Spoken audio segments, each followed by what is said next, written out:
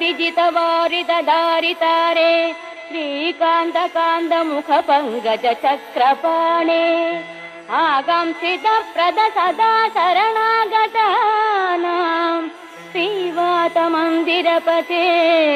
तव सुप्रभातम्।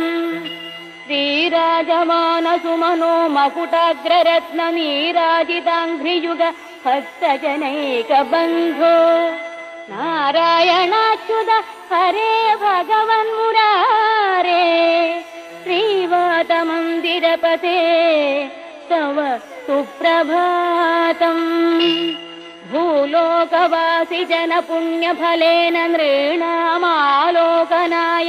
गुरुवायुपुरेऽभिरामे त्रैलोक्यनायक विभो त्वमिहाविरासिः श्रीवातमन्दिरपते।